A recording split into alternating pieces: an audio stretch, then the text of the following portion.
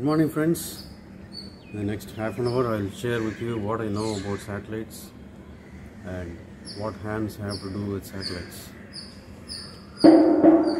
This is V2 Oscar Whiskey, Rajesh Kannan, V2OW in India, and Kilo Charlie 2 Kilo Bravo Yankee, KC2KBY in the US. Why do hams need satellites?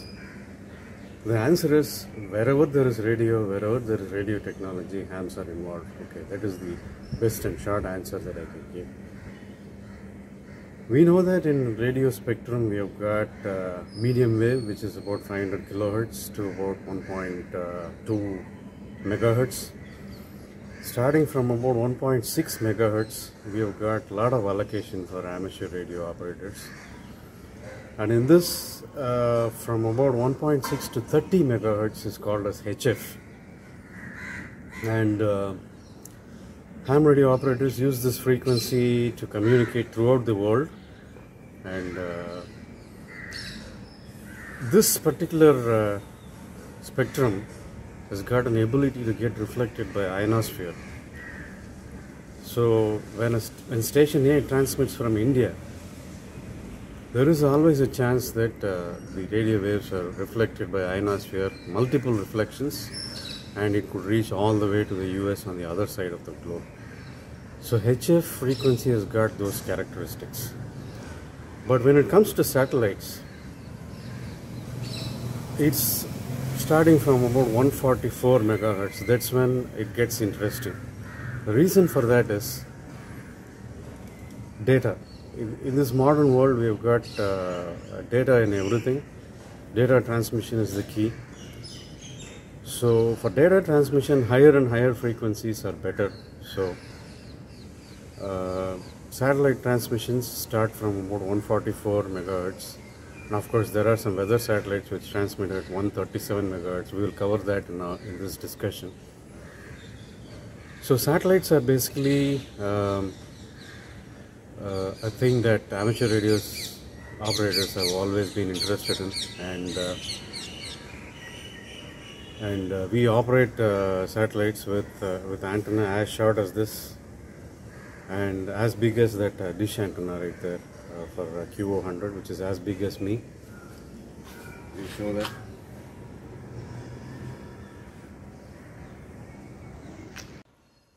So in some old satellites we did have HF transmission also, but in modern days we have satellites which transmit at VHF frequencies all the way to microwave, KU band. In fact, the world's first geostationary satellite is QO100 or SAL-2 it is called, which transmits at about 10.4 gigahertz, which is the same frequency in which all the television transmissions are done. And satellites have an uplink frequency and a downlink frequency. Uplink is the frequency with which we transmit from the ground, which the satellite receives and retransmits the same content in a different band or the same band, whatever it could be, mostly different band, and that is the downlink frequency. So for example, SAL-2 satellite, the uplink frequency is 2.4 gigahertz and the downlink frequency is 10.4 gigahertz. The reason for having higher frequencies in satellites is that they need a shorter antenna. The basics of the radio states that the wavelength of the transmission is directly related to the length of the antenna. So most of the modern satellites they transmit from VHF all the way to microwave range. This antenna is a quadrifilar helix antenna. You can see that it is somewhat spiraled, and right next to it is an antenna which is a home-brewed antenna for HF communication, and all the cables that run to the shack right there. And then I have got a G5RV antenna, which is for HF communication, which is not used in a satellite, but that is for terrestrial communication. In satellites there are two types. One is low Earth orbiting, and then geostationary. Any object that you put into space has to go around the Earth so that it doesn't get attracted by the gravity of the Earth. There is microgravity even in space. So the objects that you put in space have to go around, and they slowly lose their altitude and ultimately end up burning up in the atmosphere. So most of the satellites are equipped with very small rockets to keep them in the orbit. So LEO, low Earth orbit, okay, satellites are very they are very common in the sense amateur radio operators, most of the satellites operate in low Earth orbit, and there is one satellite which is geostationary, which is QO100 SHALE satellite, which has been launched by the Qatar Amateur Radio Society. And that's a very interesting satellite because it appears stationary. Even though it goes around the Earth, it appears stationary because the movement of that satellite synchronizes with the rotation of the Earth. And these geostationary satellites are placed over the equator, and so they appear to be stationary. For that kind of satellites, we have a dish antenna which focuses constantly to that satellite, and they can be worked 24 hours. Whereas the low Earth orbit satellites, we have to track them basically. There are computer programs which can track and tell us when they will appear over the horizon. Every day, about twice or thrice maybe, most of the time twice in a day, they appear at a particular location on Earth. And they orbit from North Pole to South Pole, but due to the rotation of Earth, it appears to go in a slanting direction. We will see all that when I demonstrate the tracking programs. So for working low Earth orbit satellites, we have to be equipped with an antenna, mostly on VHF and UHF range. Transmit in VHF and receive in UHF, or transmit in UHF and receive in UHF, either configuration. To launch a polar Earth orbiting satellite, or the LEO satellite, low Earth orbit, or polar orbiting satellite, POES, what we call, they require less expensive rockets and less complicated satellites. Even a box of this size, the size of a palm, or satellites weighing 1 kilogram, just 1 kilogram, will be able to receive transmissions from Earth and retransmit them in another band basically. Transmitting on the same band requires very heavy equipments. So most of these low Earth orbiting satellites for amateur radio operators, they receive on one band and transmit on the other band. For geostationary satellites, we have to go to microwave range, gigahertz range. For example, the QO100, Qatar Oscar 100, or it's also called SHALE 2.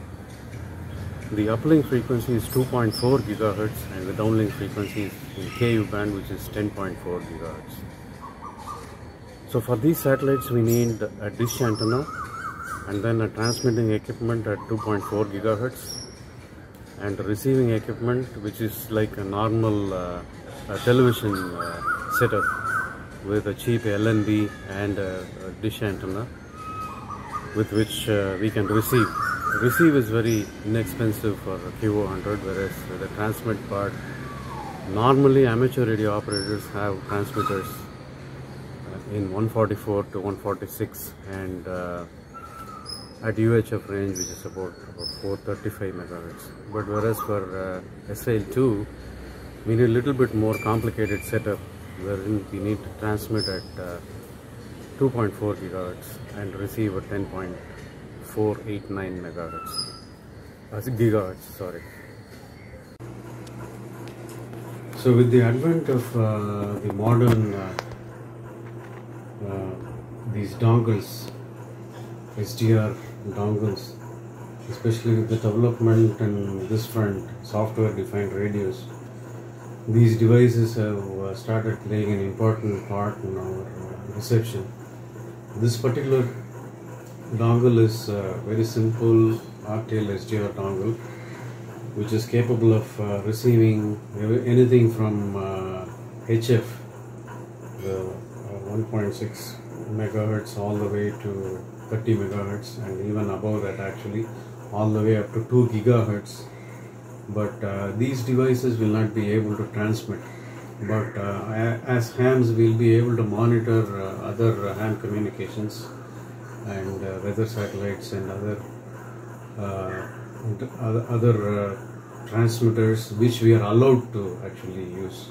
There are several transmissions which we are not allowed to hear, but this allows us to hear even ham satellites also. And then we have software defined radios like HackRF, which are also capable of transmitting. So HackRF is a device which can receive and transmit from about 10 kilohertz all the way up to about 6 gigahertz.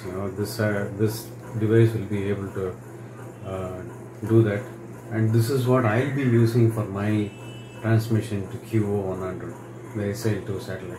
So this is capable of transmitting at 2.4 gigahertz, about 10 milliwatts of power, which we will have to amplify using various devices, various amplifiers, and then use a final amplifier and then put out about 2 watts. 2 watts of power is enough to reach 35,000 kilometers all the way to the QO100 satellite.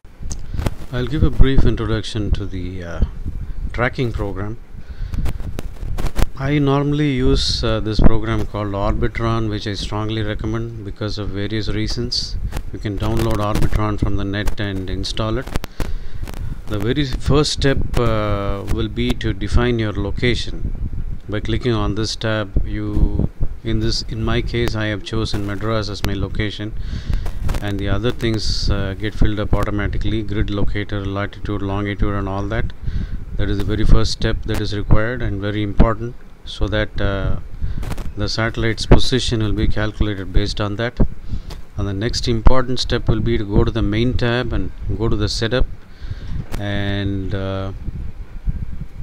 you can choose whatever map you want, and the TLE updater is the most important thing. Once you go to this tab and click this button, all the TLEs will be downloaded. TLEs are nothing but two-line elements, which are very important. Every satellite will have TLE, two-line elements, which has a lot of numeric information like mean anomaly, eccentricity, and so on and so forth. It's a very pretty complicated stuff actually, which the satellite operators publish, and any tracking program needs these two-line elements to accurately plot the satellite on the map. So this is very important. Once you download all the files, actually each file is one category. You can see here visual, weather, XCOM, and so on and so forth. So once you download that, you hit apply and click OK, and the TLEs gets refreshed. On the right hand side here you have a window which shows a list of satellites. You can choose load TLE and choose whichever category you are interested in. For example, if I choose weather, all the satellites relating to weather will be shown here, and if I choose a particular satellite, say NOAA 19, immediately the position of that satellite is shown on the map, and the path the satellite will travel in the next 1.5 hours will be shown in a yellow line, and it goes all the way up to here, and then it comes from this side, and the path is actually traced. You can see that in the next pass, okay, right now the satellite is here. During the next pass it will be here, and the next pass will be somewhere here, and the next pass will be somewhere here. So you'll have to probably wait for every pass will take about 1.5 hours, and probably after about 5-6 hours from now we may have NOAA 19 passing over Chennai, somewhere near Chennai or over it exactly. So we need this software to actually exactly know the satellite passes. And one of the most important thing about this Orbitron satellite is this rotor and radio information. Any satellite has an azimuth and elevation. For example, NOAA 19 has an azimuth of 85 degrees from north. From north it is at 85 degrees and elevation of minus 42.7. That means it is under the horizon. So when it comes above the horizon, it will be 0, and then it will go on rising. So this information is very important for tracking the satellite, and Orbitron provides this information in the form of a server with which other programs can use actually. For example, an azimuth and elevation rotator. Most of the times we use for terrestrial communications, we use an omnidirectional antenna which will have gain in the same plane in which the antenna is erected. Whereas for a satellite we need an antenna which has got maximum gain over the horizon, maximum gain above it basically, because the satellite appears at the horizon and goes over the top and then sits on the other side. So a satellite antenna needs to have a maximum gain over it. The quadrifilar helix antenna that I showed in the beginning of this video has maximum gain over it. That's the reason. And it is helical because the transmission from the satellite is circularly polarized. Either it can be horizontal, vertical or circularly polarized, but since that is a weather satellite, it is circularly polarized, so I am using a helical antenna which has got maximum gain. So in some occasions we may have to use very high gain antennas which point directly to the satellite. For example, a Yagi antenna or a helical antenna or anything which can be pointed towards the satellite for maximum gain, and that can be done with an azimuth elevation rotator. Orbitron can provide azimuth and elevation information to those software programs. So I strongly recommend Orbitron. You get used to it. And Orbitron can also give prediction for satellites. For example, for NOAA 18, if you'd like to know when it will appear over Chennai, you can just choose that and hit the predict tab and then click the predict button. It will calculate when it will appear over the horizon. And I am particularly using this feature so that I'll be able to get azimuth and elevation information. And another important thing is the Doppler. You can see that the frequency of this satellite is varying here. That is because any moving object, when it is transmitting radio waves, the frequency keeps varying. When it approaches the observer, the frequency is high, and when it is exactly over the observer, the frequency is at the exact level, and when it goes away, the frequency reduces. Just like a train horn when it passes, when you are standing stationary, if a train approaches you, the pitch of the horn is high, and when it goes away from you, the pitch lowers. The same principle. So Orbitron provides that information also, which I use in the SDR Sharp program to exactly tune the SDR dongle to receive. So in this short video I'll show you how I worked AO92 satellite, which is a Fox 1D satellite. Has an uplink frequency of 435.350 and a downlink frequency of 145.880. So the challenge that was given to me was that I have to construct an antenna for satellite work in half an hour and then work the satellite. Okay, that was the challenge, and this is what I did actually. A plain handy would have been enough, a handy capable of a dual band, transmit and receive at 435 and 144, but I chose to make this antenna for meeting that challenge.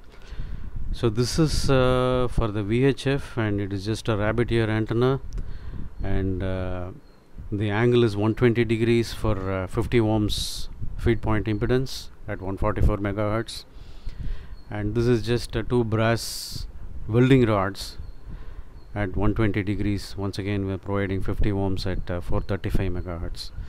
So this is what I did in a very short time, and then we'll get into the video now.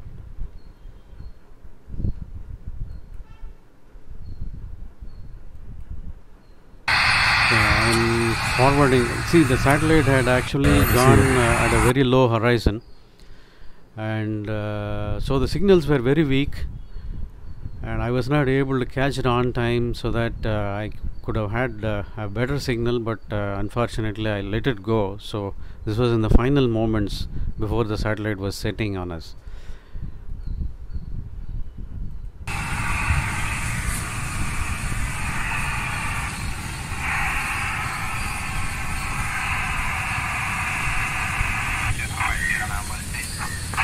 VU to Oscar Whiskey, VU to Oscar Whiskey. This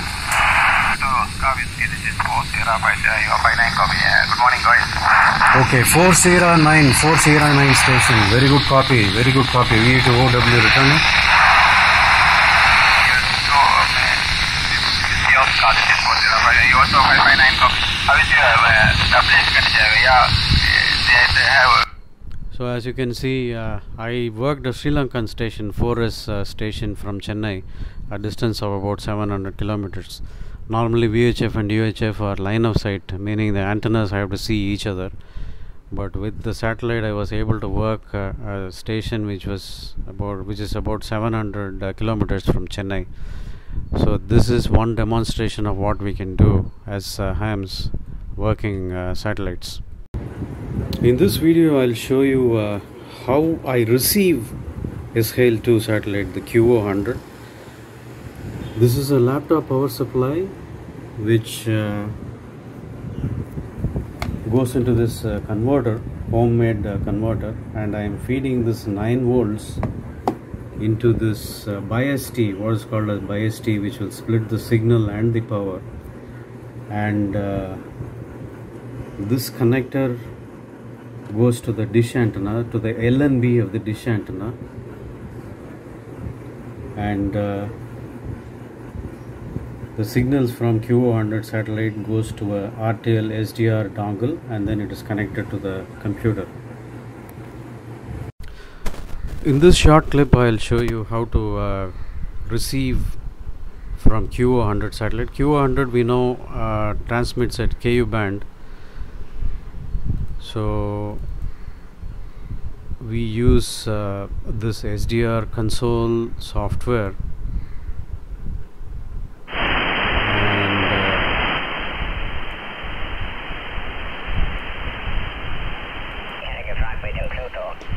so what you're hearing now is SSB transmission,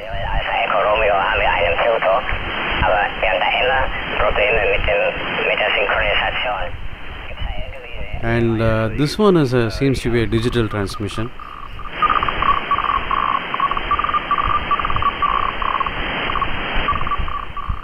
And so is this one.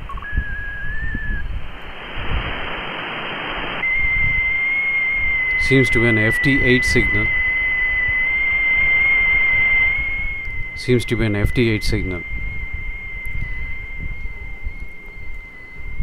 So here is the lower beacon of the satellite, and this is the higher beacon of the satellite, and entire region between this lower beacon and higher beacon are usable by us.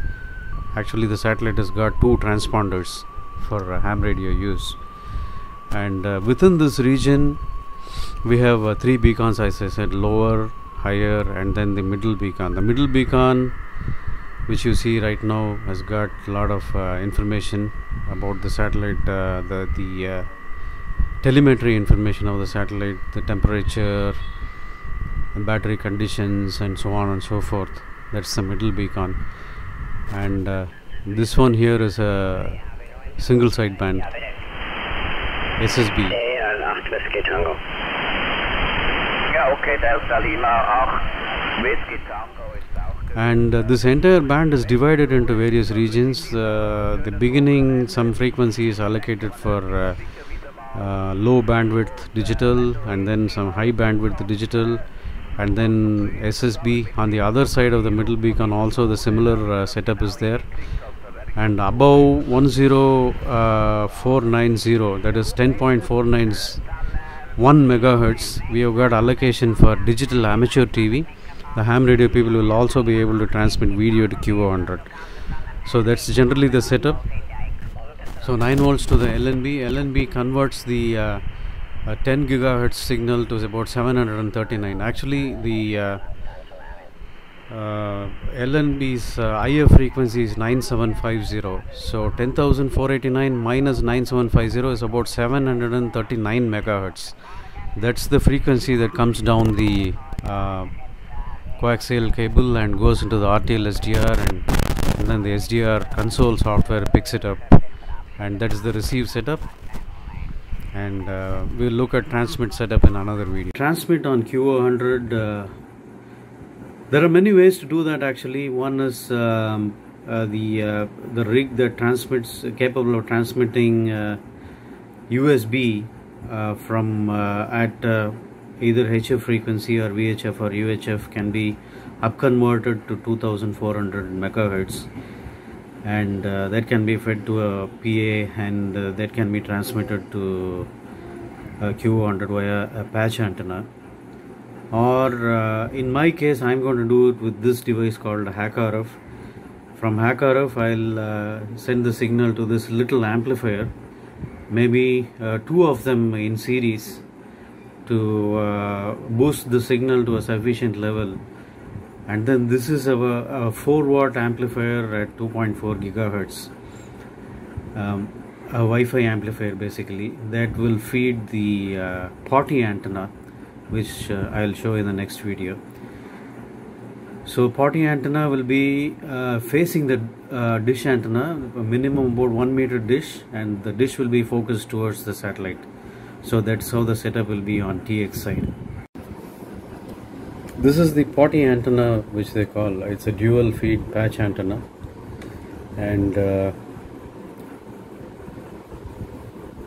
this will be facing the dish antenna, 1 meter dish, and the radiation from this is actually an omnidirectional antenna, but the radiation from this will be focused on the dish, which will be sending the beams directly to the satellite. Just 2 watts of power, even 500 milliwatts of power is enough to work a satellite which is at about distance of about 35,000 kilometers. So I'll be using about 2 watts of power from the PA through the coaxial cable. Probably when it reaches this antenna, it will be down to about 500 milliwatts or 1 watt maybe. That is more than sufficient. I'll make another video when I complete the setup of the transmission side. Thanks for watching, guys. This is just an introductory video. I tried to provide the maximum information possible in this 30 minutes. So based on your interest and whichever you want to see, I'll be glad to make a detailed video on each of these things that I did, including weather satellite reception and working amateur radio satellites on VHF and UHF, and of course SALSat in a very detailed way in future presentations. Thank you very much.